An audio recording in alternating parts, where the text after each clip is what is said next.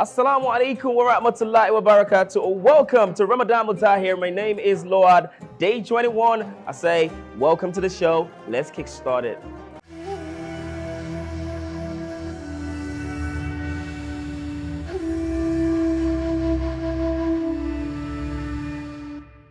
Welcome back. It's still Ramadan Mutair, straight to the Imam Sermon, where we have Imam Abdullah Musa Pen Abdul standing by to speak on the importance of marriage in Islam.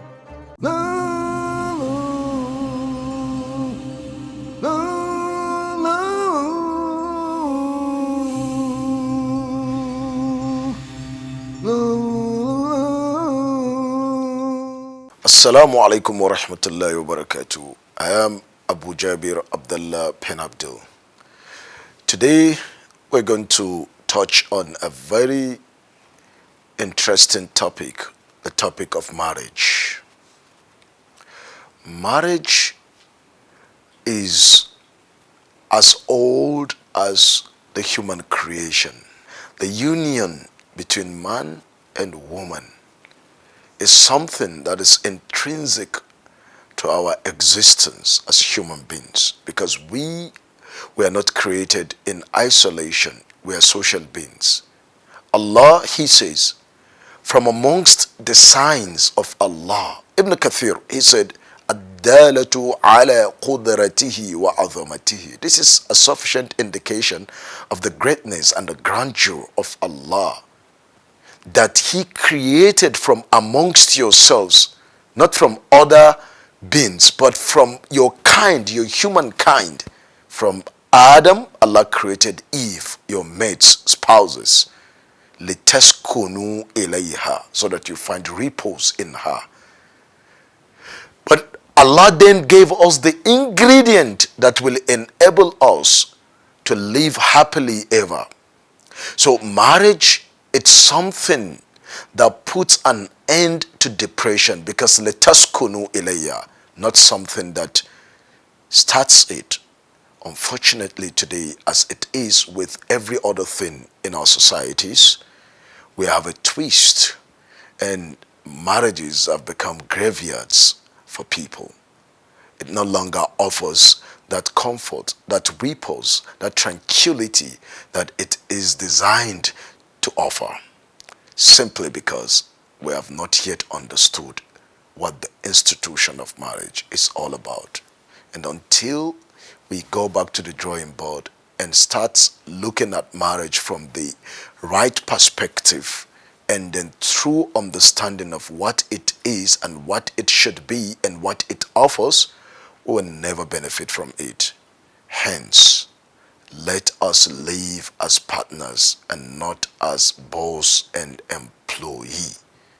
And when we look at it from that perspective, we will be more responsible, and then we will not have time to be challenging each other on, this is my right, this is not your right. Rather, we will be focused and be responsible. And when each and every one of us is responsible, the marriage works. A social challenge to maintain an elite status or a social status, or to respond to societal pressure. No, it is something bigger than that. It is the first community that builds every society. Thank you.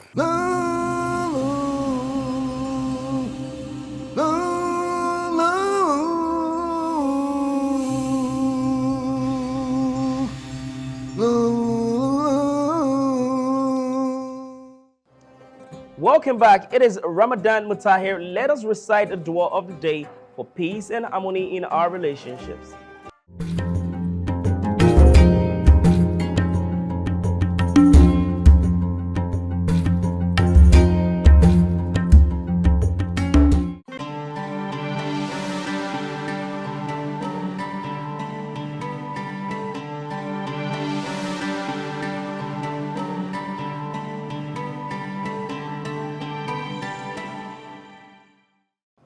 Having prayed for peace and harmony in our relationships, let us take the Quranic recitation of the day.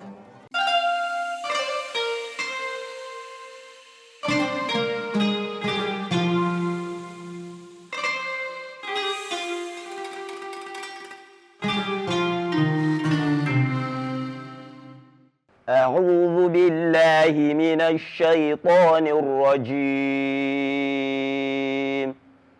بسم الله الرحمن الرحيم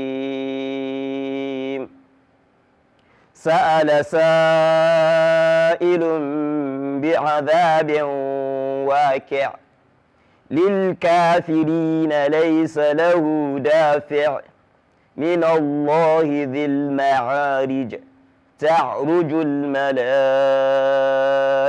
والروح إليه في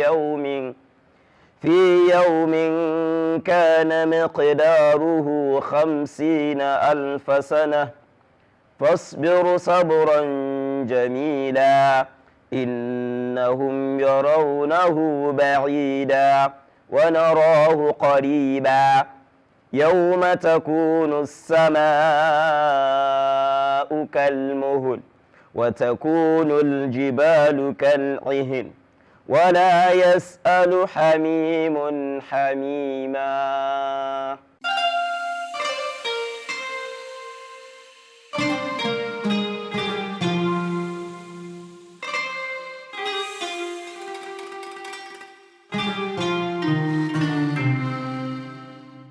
All right, welcome back. It is Ramadan Mutair. That's what you're watching right now. In case you just joined, well, the show is just a little bit in the middle, but all the same, let's just still, going with what we're doing right here. Ustaz Rafiel is standing by to take us on the emulation of the Prophet Muhammad Rasulullah sallallahu alaihi wasallam. Please let's enjoy it.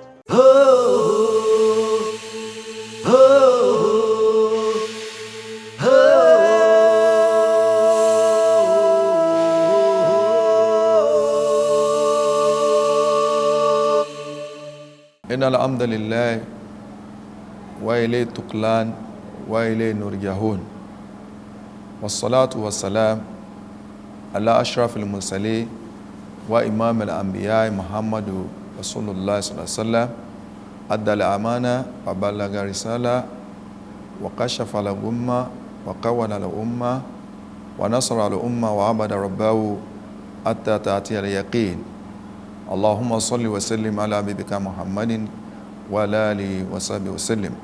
Amen.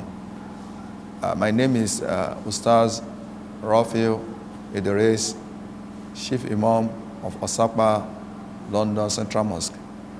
The topic of discussion is emulation of the Prophet Muhammad sallallahu alaihi wasallam.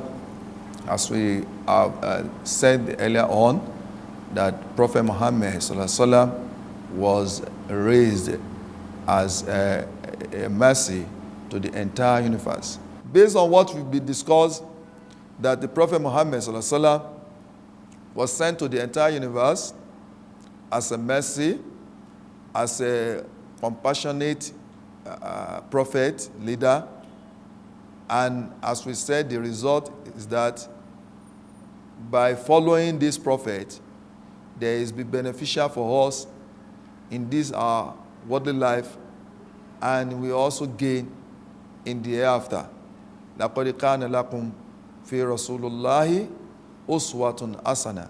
Indeed, it is for us in the life of the Prophet, Uswatun Asana, the good personality, the good behavior that we can emulate from, so that we will live our life in a proper way as it's supposed to be lived, based on how Almighty Allah subhanahu wa ta'ala want us to live this world, and we'll be at rest, we'll be at peace. So there will not be problem with us. Let's say, for instance, somebody who's not understand Islam and just do whatever he or she likes in the society. You don't have trust in him. If you endow him with something, he may betray, because he doesn't understand the meaning of that. We have known what Islam, what the Prophet brought, that when he said in one of his speeches, that was, Laisa minna man khana akhahu. It's not among us the person that betray his brother. With knowing that, understanding this, we know that when he's being entrusted with anything, he must make sure that as well, he keep it, he hold it, and return it back to the rightful owner. Yes, he should return, because he knows that he will understand by emulating the Prophet Then hereafter, nothing will escape him. All those that you wants to acquire, or what belongs to other that you wants to take, or you want to get them to be, make them that to be yours, we have to be what? We have to be produced back in the hereafter. We have to be produced back in the hereafter. Because of what? That day, la malun wa la banun illa man atallaha biqalbin salim. There is no wealth, there is no children, there is no father, nobody will assist anybody. You are on your own. Illa man atallaha biqalbin salim. The person that will be free that day is the person that comes to Allah with free mind. Is the person that follow the footsteps of Almighty Allah subhanahu wa ta'ala and follow the explanation of Rasulullah sallallahu alaihi wasallam that Allah will admit to give us goodness of this world and the goodness of the hereafter. أقول قولي هذا أستغفر الله ولكم إنه كان غفورا رحيم.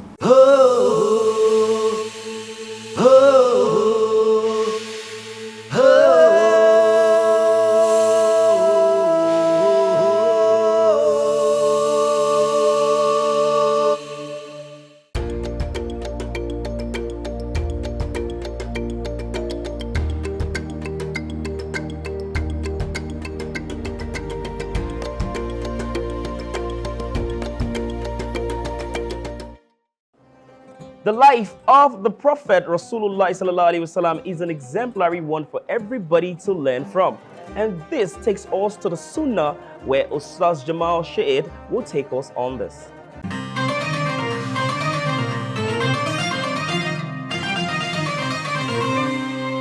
Assalamu alaikum wa rahmatullahi wa barakatuhu. Welcome to the Instructional Quran segment of Ramadan Mutair on Ummah TV. Your host here, Ustaz Jamal Shahid. For those who are not aware, Instructional Quran is a show designed to go into the Quran and find tons of gems, instructional gems that we can use to improve our personalities, improve our lives, improve our standing before others, and ultimately improve our standing before Allah subhanahu wa ta'ala, because that's what's important. So today we're going to be starting with one beautiful verse of the Quran where Allah says, so Allah is telling us here, do not prevent people from mosques.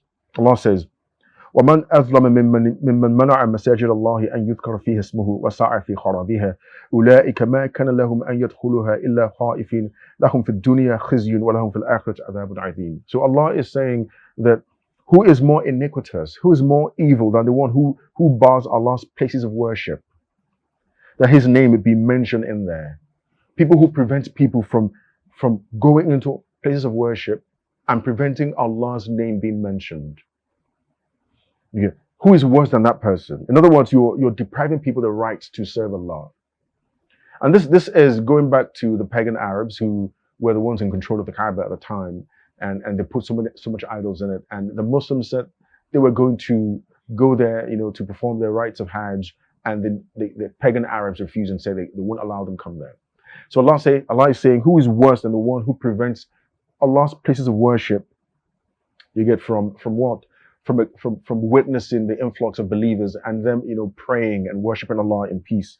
Who is worse than that person? وَسَعَى فِي خَرَابِهَا, and also works to do what? To the destruction of those places of worship. So the people here were the ones who were preventing Allah's name to be mentioned in Allah's places of worship.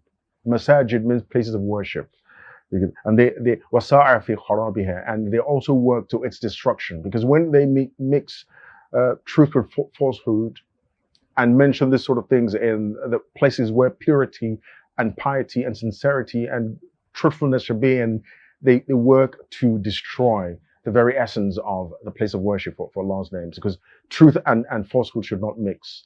You see that. So when you're doing that, you're pretty much going to destroy the very essence of Allah's place of worship. So Allah says those are the ones who prevent people from worshiping in truth in Allah's place of worship. Like I mentioned earlier, this was talking to the pagan Arabs of the past who were preventing Muslims from accessing the Kaaba. And the Kaaba was built by Ibrahim alayhi salam and Ismail, and then afterwards, the pagan Arabs now went in there and turned place to to a place of idols until the Prophet Muhammad sallallahu alaihi wasallam came back and then claimed the whole place, took out all the 365 idols in there, burnt them to ashes, and said from today on this place is gonna be restored back to how it was in the beginning when Ibrahim and Ismail built the Kaaba.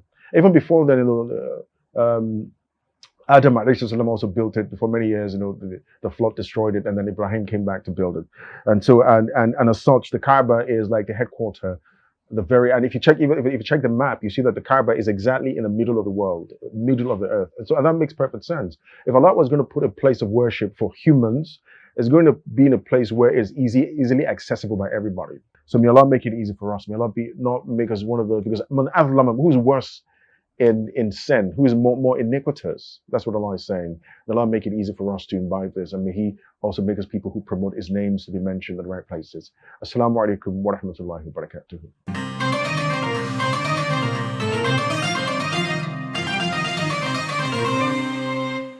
Night prayer, night salah, night nawafil, whichever way you want to call it, builds us solidly in our faith. It helps us connect with Allah, and it gives us great reward whenever we do this. Let's take the night salah.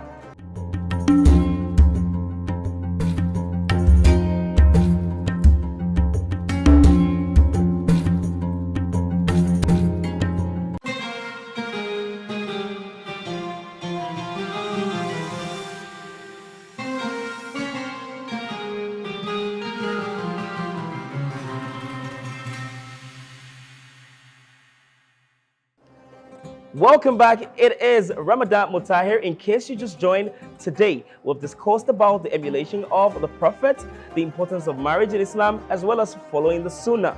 We move straight to the word of the day, which is akhlaq. Please enjoy it.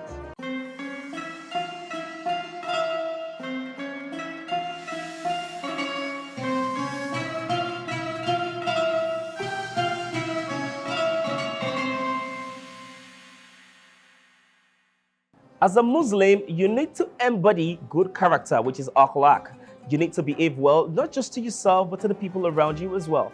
Well, we've come to the end of the show. Remember, the show is Ramadan Mutair. Do not forget to follow us across all social media platforms at the Ummah Network and share your journey with us. I am Load, and from me and the rest of the crew, it is bye now. Ma salam.